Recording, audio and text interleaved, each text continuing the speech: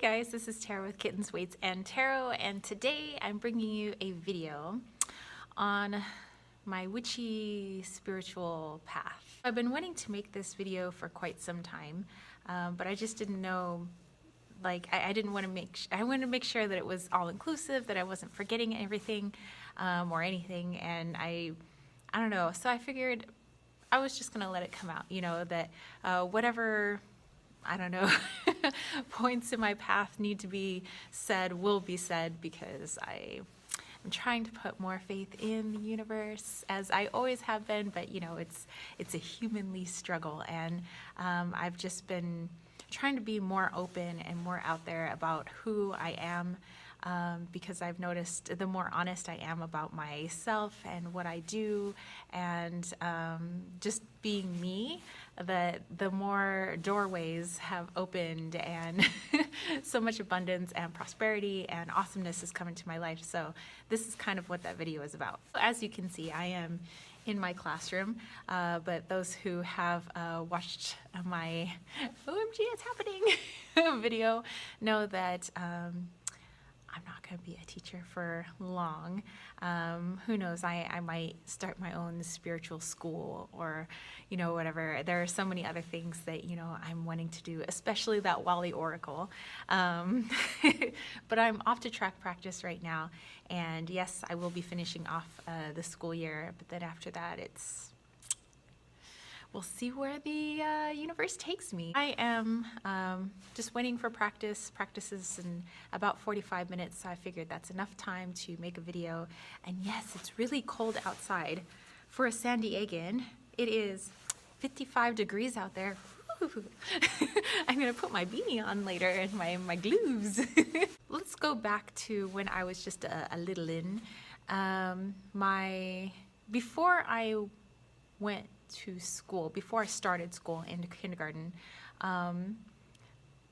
my family wasn't super religious at the time. I mean, my grandmother, meaning my grandma on my mother's side, or her mother, she was, you know, Irish Catholic and all of that. Her husband, who was Lutheran, he was kind of like, I don't know, he kind of wasn't so imposing with religion. It was kind of like, you know, here's a, I don't know, bucket of nails and a hammer, go make something, go figure out life. A bucket of rusty nails and a hammer, go figure out life. We got bits and tidbits there from my grandma, and my mom wasn't too heavily into religion yet. On my father's side, his mother, whom I address as my Nana, so that's how I differentiate. There's Grandma and there's Nana.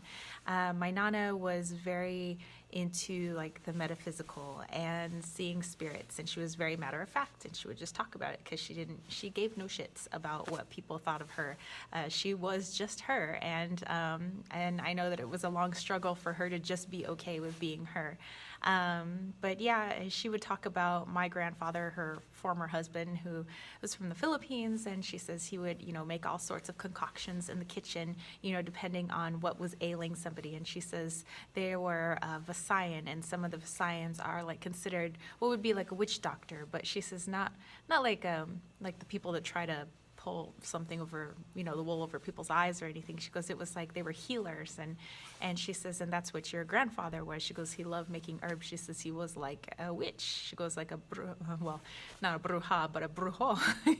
You know, she says, so that's, you know, kind of what he did, and she was like pretty cool about it. My father was a little embarrassed about it.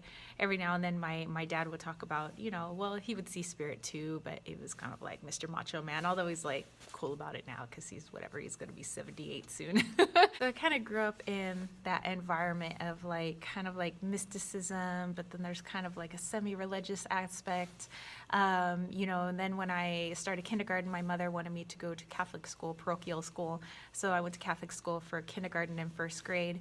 And I used to get in trouble all the time because I would say that the statues in the church were talking to me, and that I would talk to angels. And And the teachers there would say that that's impossible, that only Jesus and like God can talk to angels and things. But, I would claim to see them, and I would claim to be one of them. And I would be seen with some of my friends, like flying around the playground. We'd pretend we were angels and that we were looking down and we were trying to help people. And then I used to imagine that I would have these, magical powers, and I would create things with like the dirt and the flowers. And, when people are like, kids are making like mud pies and things, and then I would put all this stuff together, but it would heal people, it would miraculously bring people back from the dead and things like that. And then we moved, and my parents couldn't afford to keep me in parochial school, so I went to a public school. About that same time my little brother was born, so hence we didn't have any more cash for to dole out for that. I don't know, it just kind of continued on that, where it was this, I always believed that there was magic out there, and that that nature was always speaking to me, that I could communicate with animals, like I knew what they were thinking and how they were feeling, and I always felt really drawn to them. It's been kind of weird because, like, animals, usually not like the cute cuddly animals, like cute cuddly animals follow my boyfriend, but like rats and mice and spiders and creepy crawlies, like they follow me. My boyfriend's always like but it's like, I don't know, like I've always had like a connection with like the uglier animals, I guess. But now I guess I get more of the cute cuddly ones too as well, but because Wally is cute and cuddly, hello. But yeah, I used to get followed by stray cats in the neighborhood. I used to get followed by rats that wanted to be my friend, and mice. Like ever since I was a kid, my mother was like, oh my gosh, it's the devil. Well, my mother got like super religious later on, and all of a sudden it's like she thought our lives were, our souls were going to burn because we were bastard children, because she and my father had eloped and she wasn't married in the church. So all of a sudden she wanted to get us baptized and got us our confirmation and communion and all this stuff, and I had to go to catechism and all of that, but that was like more in middle school. And so I don't know, I had this, then it was like, I don't know, Catholicism never really gelled with me, and my dad was very unhappy about it. He was like, he didn't really want us forced into a religion. My dad kept saying, I don't want them baptized because I want them to find their own way. He says, like, my dad just wanted me to find my own way. He said, I want my kids to find their own way. And so I've kind of had this like torn back and forth, where nature's speaking to me, and I believe in magic over here, and that I could create, and that I could talk to, angels and there are beings, and there are deceased loved ones that I could see and talk to. And then there was the other side where it's like, oh, that's scary, and that's the devil, and don't mess with that. And so it was very much this like back and forth, especially in middle school, going into high school. I'd feel like I just need to shut this stuff down. And so I did. I shut down my ability to see. I still felt things, but I pretended I didn't feel things. And I still had an interest in like the occult, and I still had an interest in, my friends that were witches, that, and I'd be able to go to the back of the library or of the bookstores that would have like the metaphysical books and the tarot cards, and I was so interested in all of that, and I was like, ooh, I want to learn how to make spells. But then it was like the other side of me was like, spells, that's witches, that's bad, and then when I got off to college, and I got to meet a huge variety of people from all parts of the world, basically, because I literally did live in the International House. That was the name of our dorm, the International Dorm. And every American was paired with a foreigner. And I got to just learn so many different outlooks and so many different ways people live their lives and how they do things. And there was people that were like kind of pagan. There were people that were like kind of witchy. There were people that, saw spirit and they were like cool with it. And that really opened my eyes and let me open myself to more of who I really was. But, I was still pretty young, so I was still kind of like, I don't know, that stuff scares me because I haven't done it since I was a kid, And I would still do witchy things, I just didn't know that's what I thought that was just kind of like what you do. Like I still like telepathically like spoke to animals. I still loved being in nature and loved feeling the energy of nature, and I still loved like working with herbs and things like that. I just knew which ones, like, because that's how I grew up with my nana, like which ones you could eat and which ones were good for you and which ones you can make tea with. And then it wasn't until my boyfriend and I got together back in 2006. We'd been friends for like 6 years prior to that, so we were friends back in like 2000. And then we started dating in '06.